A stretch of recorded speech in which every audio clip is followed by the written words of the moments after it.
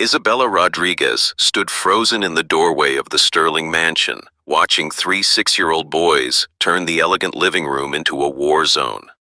Paint was splattered across the white walls, expensive furniture was overturned, and feathers from torn pillows floated through the air like snow. But what shocked her most wasn't the destruction, it was the pain in their eyes. "You can't make us like you!" screamed Lucas, the oldest triplet, hurling a toy truck at her feet. "We don't want another nanny, we want our mama!" His brothers, Oliver and Mason, stood behind him like soldiers ready for battle, their little faces streaked with tears and dirt. They had driven away 17 nannies in 6 months, and they were determined to make Isabella number 18. But as Isabella looked at these heartbroken children, she didn't see monsters. She saw 3 little boys who were drowning in grief and terror, desperately trying to protect themselves from being hurt again. "I know you miss your mama," Isabella said softly, stepping carefully over the broken toys scattered across the floor. "And I'm not here to replace her. I'm here because I think you need someone who understands what it feels like when your world falls apart." The boys stopped throwing things, surprised by her gentle words. No nanny had ever talked to them like this before. Lucas stared at her with suspicious eyes. "You don't know anything about us." Isabella knelt down so she was at their eye level. "You're right. I don't know everything about you yet, but I know that you're scared. I know that you're angry. And I know that you think if you're mean enough to me, I'll leave just like all the others did." The 3 boys exchanged glances, clearly not expecting this response. "But here's the thing," Isabella continued with a small smile. "I'm not going anywhere, and by the end of today, I'm going to show you something that will change everything." Lucas's eyes narrowed. "What?" Isabella stood up, brushing feathers off her dress.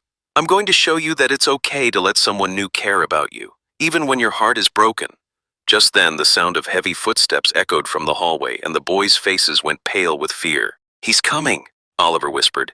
"Daddy's going to be so mad about the mess." But what happened next would shock everyone in that house, including the man who had spent 6 months believing his sons were impossible to reach.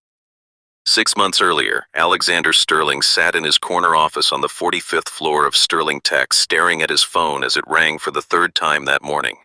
He knew it was either his assistant with another nanny crisis, or the boys' school with another incident report. He was right. It was both. "Mr. Sterling," his assistant Victoria said when he finally answered, "I have bad news and worse news." Alexander rubbed his temples, feeling the familiar headache starting. "Give me the bad news first." "The school called. The boys started a food fight in the cafeteria, locked their teacher in the supply closet, and refused to come out of the playground tunnel when it was time for class." Alexander sighed deeply. "And the worst news? Nanny number 17 just quit. Mrs. Davidson said, and I quote, 'Those children are possessed by demons, and no amount of money is worth risking my sanity.'" Alexander felt like his world was crumbling. 6 months ago, he had been a successful tech entrepreneur with a beautiful wife and 3 happy children. Now Elena was gone, killed in a car accident that had shattered their family, and Alexander was drowning trying to be both father and mother to 3 heartbroken boys who seemed determined to destroy everything around them. "Victoria, call the nanny agency. Tell them we need someone immediately." "Sir, I already did. They said they're out of candidates. Word has gotten around about the boys, and no one wants to work for the Sterling family anymore." Alexander stared out his office window at the city below. He was worth over $2 billion, but all his money couldn't solve the most important problem in his life. His sons were falling apart, and he didn't know how to put them back together. At 35, Alexander had built a tech empire from nothing. He was brilliant, determined, and had never met a problem he couldn't solve. But grief had changed his boys into strangers, and Alexander felt helpless watching them spiral into anger and destruction. The truth was, Alexander was struggling with his own grief. Elena had been his best friend, his partner, and the heart of their family. Without her, Alexander felt lost and overwhelmed. He worked longer hours because it was easier than facing the empty house and his son's accusing eyes. The boys blamed him for their mother's death, though they never said it out loud. Elena had been driving to pick up a surprise gift for Alexander's birthday when the accident happened. The guilt was eating Alexander alive, and he knew his sons felt it too. "Sir?" Victoria's voice brought him back to reality. What should I do about finding a new nanny? Alexander thought for a moment. Post an ad online. Offer double the usual salary. Someone out there must be desperate enough to work with my sons. But Alexander had no idea that the person who would answer his ad would change all their lives forever. 30-year-old Isabella Rodriguez sat in her tiny apartment, scrolling through job listings on her laptop while rain drummed against her window. She had been out of work for 2 months, ever since the family she worked for had moved to another country. Isabella had been a nanny for 8 years, and she loved working with children. But lately, the job market had been tough, and families wanted younger nannies with fancy degrees and perfect references. What families didn't see in Isabella's resume was her special gift. She understood pain. Isabella had grown up in foster care after her parents died in a house fire when she was 7 years old. She had been passed from home to home, never staying anywhere long enough to feel safe or loved. By the time she aged out of the system at 18, Isabella had learned to recognize the signs of a child in emotional pain. She had also learned that sometimes the children who acted the worst were the ones who needed love the most. When Isabella saw Alexander Sterling's job posting, she almost scrolled past it. The description was intimidating. Seeking experienced nanny for 3 energetic boys. Previous nannies have found the position challenging, competitive salary for the right candidate. But something in the carefully chosen words made Isabella pause. Previous nannies have found the position challenging. That was rich people speak for our kids are out of control and we're desperate. Isabella did some research on the Sterling family and found the story that changed everything. 6 months ago, Elena Sterling had died in a car accident, leaving behind her husband and 6-year-old triplets. Isabella's heart ached as she read the news articles. She knew exactly what those boys were going through because she had lived it herself. The fear, the anger, the desperate need to push people away before they could leave you too. Those boys don't need a nanny, Isabella said to herself. They need someone who understands. She spent the rest of the night writing an application that was completely different from any resume she had ever sent.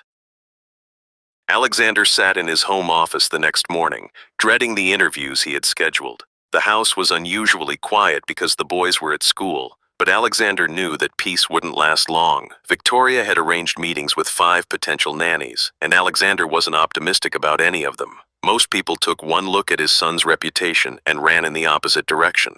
The first candidate arrived at exactly 9 a.m. She was a stern-looking woman in her 50s who had worked for several wealthy families. "Mr. Sterling," she said crisply, "I understand your children have behavioral issues. I believe in strict discipline and firm boundaries. I've never met a child I couldn't control." Alexander felt immediately uncomfortable. His sons didn't need to be controlled. They needed to be healed. The second candidate was a young woman fresh out of college who seemed bright and enthusiastic, but Alexander could tell she had no idea what she was getting into. "I just love children," she gushed. "I'm sure once the boys see how fun I am, they'll forget all about being sad." Alexander thanked her politely and moved on to the next interview. The third and fourth candidates were similar, either too strict or too naive to handle 3 traumatized children. Then Isabella arrived. Alexander opened the front door to find a woman in her 30s with warm brown eyes and a gentle smile. She was wearing a simple but professional dress, and she carried herself with quiet confidence. "Mr. Sterling, I'm Isabella Rodriguez. Thank you for taking the time to meet with me." As they walked to his office, Alexander noticed that Isabella wasn't looking around the mansion with the wide-eyed amazement that most people showed. She seemed more interested in the family photos on the walls than the expensive artwork. "Tell me about yourself, Miss Rodriguez," Alexander said as they sat down. Isabella took a deep breath. "Mr. Sterling, I don't have a college degree in child development.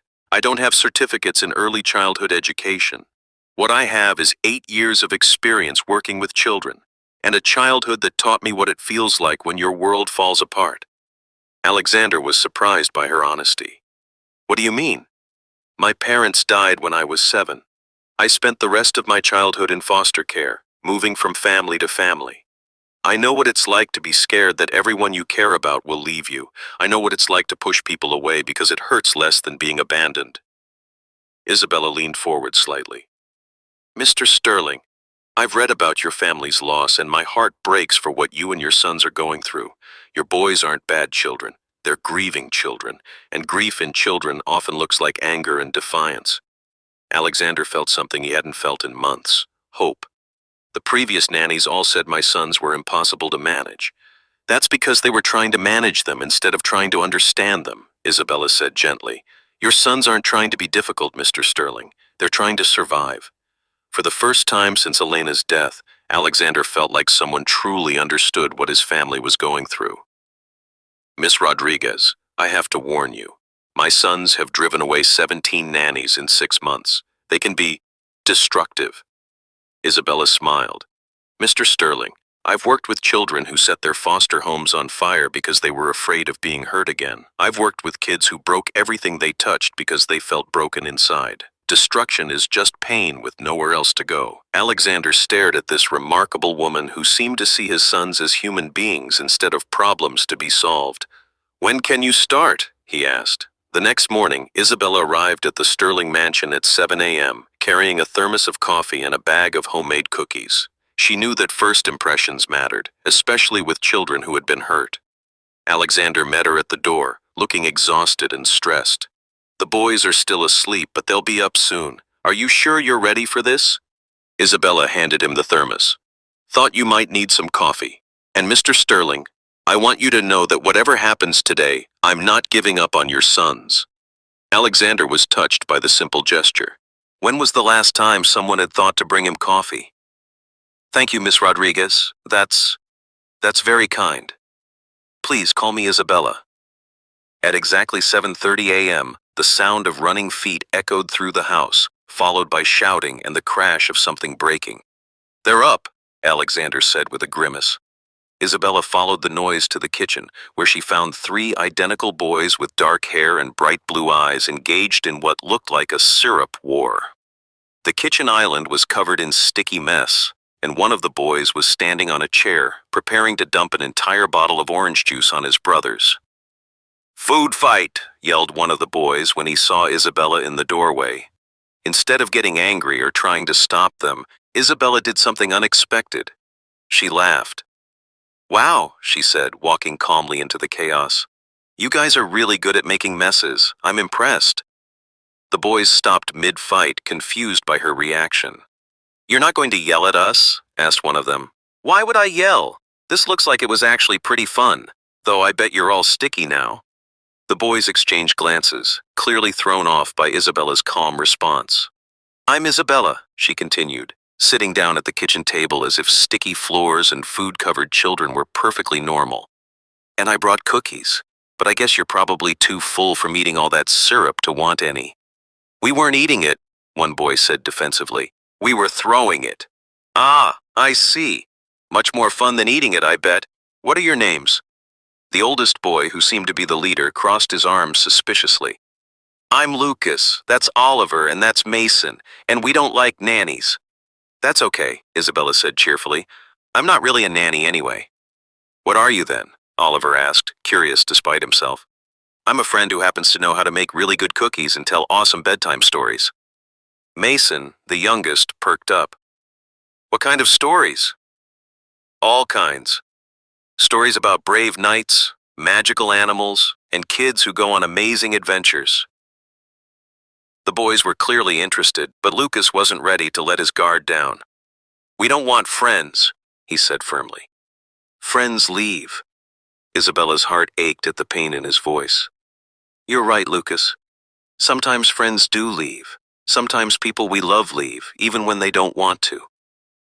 The boys went quiet, and Isabella could see tears forming in their eyes. But you know what I learned? Isabella continued gently. Just because someone leaves doesn't mean they didn't love you, and it doesn't mean that everyone else will leave too. Our mama left, Mason whispered, his voice breaking. I know, sweetheart. And I bet that hurts so much that sometimes you feel like your chest is going to break open. All 3 boys nodded, tears now flowing freely. Can I tell you a secret? Isabella asked softly. They nodded again. I lost my mama and daddy when I was just a little older than you, and for a long time I was so angry and scared that I tried to push everyone away. I thought if I was mean enough, people would leave before I could get attached to them. The boys stared at her with wide eyes. Did it work? Lucas asked quietly. For a while.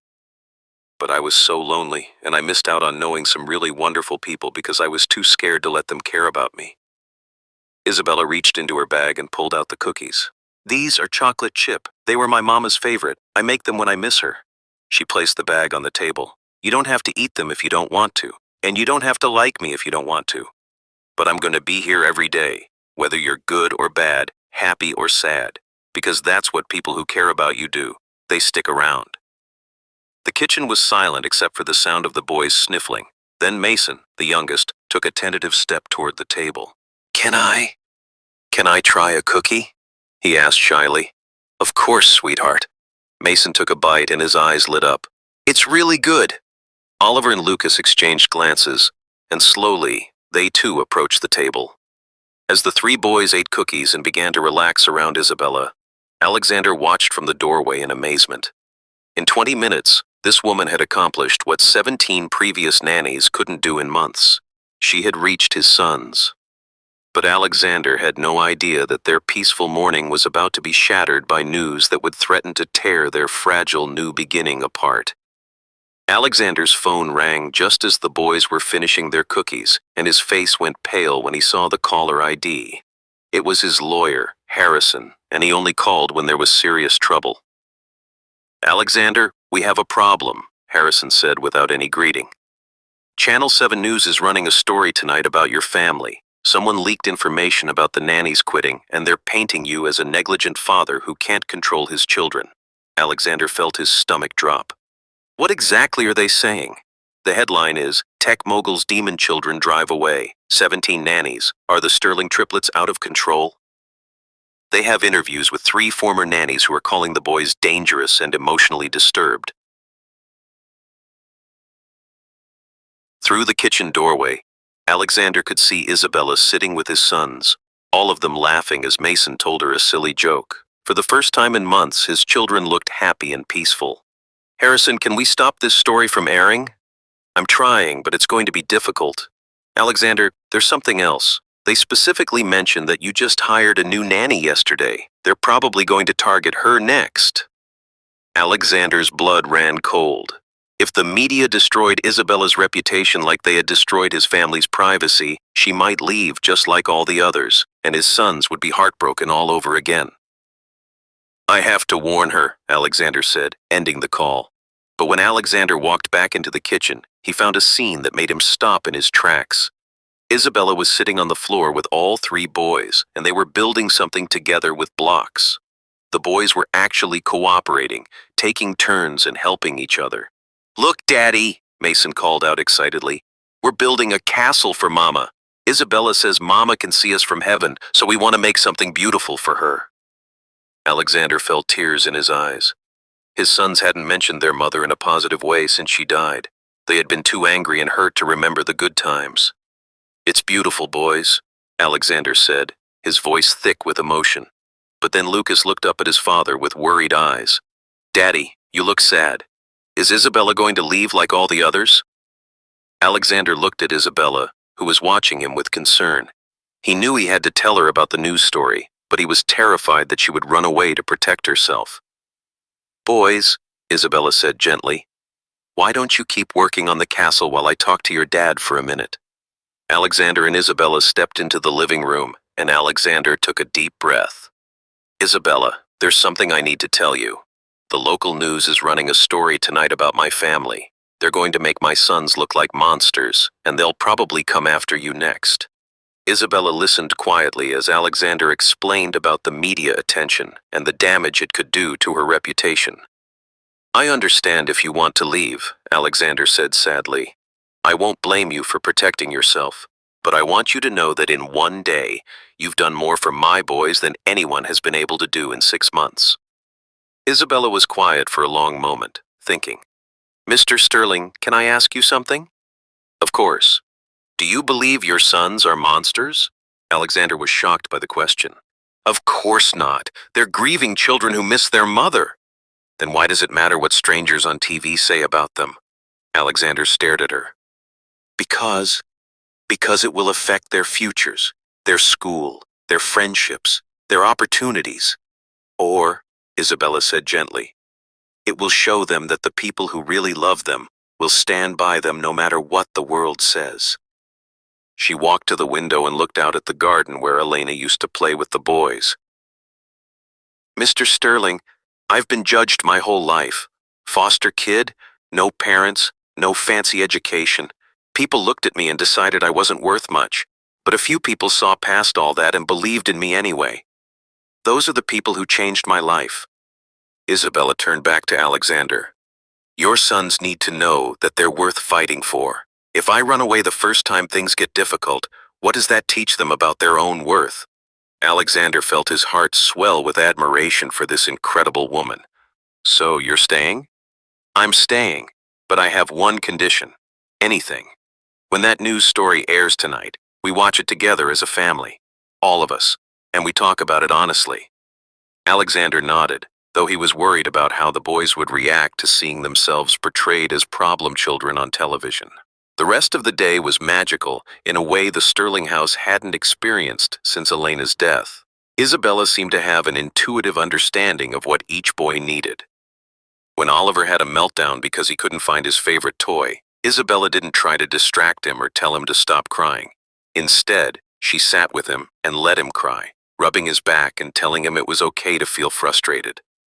When Mason got scared during their afternoon walk because a loud truck reminded him of the accident that killed his mother, Isabella picked him up and held him while he trembled, singing softly until he felt safe again. And when Lucas tested her by deliberately spilling paint on her dress, Isabella just smiled and said, "Looks like we're both artists now. Should we paint something together?" By evening, the boys were following Isabella around like devoted puppies. They helped her make dinner, set the table, and even cleaned up their toys without being asked. Alexander watched in amazement as his sons transformed before his eyes. They were still the same children, but the anger and fear that had consumed them for months was beginning to fade. "Isabella," Lucas said as they finished dinner, "will you read us a bedtime story tonight?" "Of course, sweetheart. What kind of story would you like?" "A story about a mama who goes to heaven but still loves her little boys," Mason said quietly. Isabella's eyes filled with tears, but she smiled. "I know the perfect story for that." At 8 p.m., the whole family gathered in the living room to watch the news. Alexander held his breath as the story began.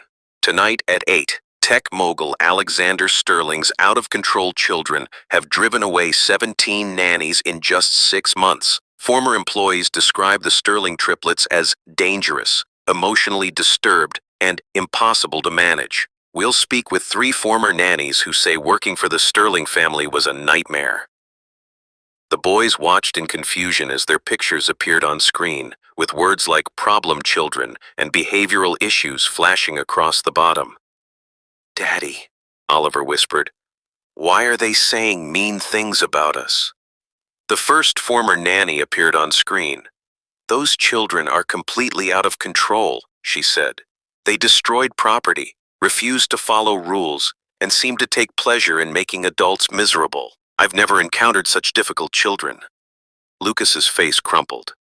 "Are we really that bad, Daddy?" Before Alexander could answer, Isabella spoke up. "Boys, do you know what I see when I look at you?" The triplets shook their heads. "I see 3 brave little boys who love their mama so much that they're willing to fight the whole world to protect her memory. I see children who are smart enough to test new people to make sure they're safe to trust. And I see kids who have big hearts that are just waiting for the right person to help them heal." On the TV, the second nanny was speaking. "The father is never around, so these children have no discipline or structure. They need professional help, not another nanny." Alexander felt his anger rising, but Isabella remained calm. "That lady doesn't know what she's talking about," Mason said indignantly. "Daddy loves us." "You're absolutely right," Isabella agreed. "Your daddy loves you so much that he's been working extra hard to take care of you all by himself, and that's not easy when your heart is broken too." The third nanny appeared on screen, and her words were the cruelest yet. "Those children are damaged beyond repair. No amount of love or patience will fix what's wrong with them. The Sterling family needs to face the fact that these boys may never be normal." Lucas started crying. "She thinks we're broken forever." Isabella immediately moved to the couch and pulled all 3 boys into her arms. "Listen to me, sweet boys. That woman is completely wrong. You are not broken. You are not damaged. You are hurting, and that's completely different." She looked each boy in the eyes as she spoke. Grief isn't something that needs to be fixed. It's something that needs to be honored. You're not supposed to be normal right now. You're supposed to miss your mama and feel sad and scared. That's how love works. But the lady said no one can help us, Oliver sobbed. The lady never met me, Isabella said with a smile. And she certainly never met three boys as special and strong as you. Alexander watched in awe as Isabella turned what could have been a devastating moment into an opportunity for healing. The next morning, Alexander's phone was ringing non-stop. The news story had gone viral, and public opinion was split between people who felt sorry for the boys and people who thought they were spoiled brats who needed discipline. Alexander's business partners were calling, worried about how the negative publicity would affect their companies. The boys' school called to schedule a meeting about addressing the behavioral concerns raised in the media. But the worst call came from Child Protective Services. Mr. Sterling, we've received several complaints about your children following last night's news story. We need to schedule a home visit to assess the situation. Alexander felt like his world was falling apart again. If CPS decided his sons were out of control, they could recommend removing them from his home. When he hung up, he found Isabella in the kitchen making breakfast with the boys. They were all wearing aprons and giggling as they flipped pancakes. Bad news? Isabella asked, seeing his expression. CPS wants to do a home visit. People are calling my sons dangerous based on a one-sided news story. The boys stopped laughing and looked scared. Are they going to take us away, Daddy? Mason asked in a tiny voice. Alexander knelt down and pulled his sons close. I will never let anyone take you away from me. Never. But privately, Alexander was terrified. What if the social worker believed the media narrative? What if they decided the boys were better off in foster care? Mr. Sterling, Isabella said quietly, may I make a suggestion? Please. What if we invited the social worker to spend a whole day with us? Not just an hour-long visit, but a real day where they can see what your boys are actually like. Do you think that would work? Isabella smiled. I think anyone who spends real time with Lucas, Oliver, and Mason will see what I see. Three amazing kids who just need love and patience. 3 days later, Ms. Garcia from Child Protective Services arrived for her visit. She was a stern-looking woman in her 50s who clearly expected to find chaos and dysfunction. Instead, she found three boys helping Isabella make cookies for their father's office staff. Good morning, Ms. Garcia, Isabella said warmly. The boys are excited to show you their morning routine. Ms. Garcia looked skeptical as she watched Lucas carefully measure flour, while his brothers took turns stirring the bowl. We're making cookies for Daddy's workers, Mason explained proudly. Isabella taught us that when people work hard, they deserve something sweet. And we're going to deliver them ourselves, Oliver added. We want to say thank you for helping Daddy build his companies. Ms. Garcia raised an eyebrow. These are the same children who were described as uncontrollable on the news? Miss Garcia, Isabella said gently, would you like to hear the boys' side of the story? For the next hour, Isabella helped the boys explain their feelings about their mother's death, their fear of new people leaving them, and their confusion about why so many nannies had given up on them. We weren't trying to be bad, Lucas said earnestly. We were just scared that if we liked someone, they would go away like Mama did. But Isabella taught us that it's okay to be sad and scared, Oliver added. She doesn't try to make us forget Mama. She helps us remember the good things about her. Ms. Garcia spent the entire day with the family, observing their interactions, their routines, and their genuine affection for each other. At dinner, she watched Alexander patiently help Mason cut his food while listening to Oliver's story about his day at school. She saw Isabella teach Lucas how to fold napkins while they talked about his worries and dreams. Mr. Sterling, Ms. Garcia said before leaving, I've been doing this job for 20 years, and I've rarely seen a family working so hard to heal together. Your boys aren't problems to be solved. They're children who are learning to trust again. She looked at Isabella with respect. Miss Rodriguez, whatever you're doing, keep doing it. These children are lucky to have you. 6 months later, the Sterling family had become completely transformed. The boys were thriving in school, had made new friends, and rarely had behavioral issues. More importantly, they had learned to talk about their mother with love instead of just pain. Alexander had also changed. He had learned to balance work and family, and had discovered that being present for his sons was more important than any business deal. But the biggest change was how much Alexander had come to love and depend on Isabella. She wasn't just a nanny anymore. She was the heart of their family. One evening, after the boys were asleep, Alexander found Isabella in the garden where Elena used to play with the children. "Isabella," he said, sitting beside her on the bench, "I need to tell you something." "What is it?" "When Elena died, I thought my family was broken forever. I thought my sons would never be happy again, and I thought I would never feel whole again." Isabella listened quietly, her hand finding his. "But you didn't just save my boys," Alexander continued. "You saved me too.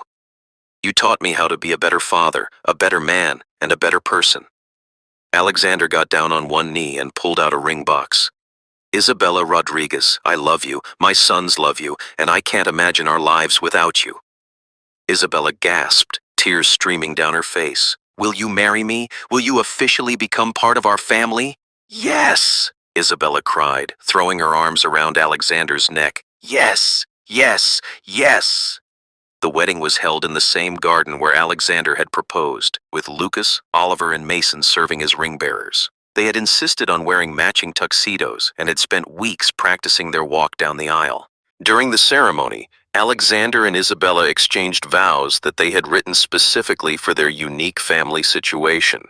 "Isabella," Alexander said, "you didn't just agree to marry me. You agreed to love 3 broken-hearted little boys and help them become whole again.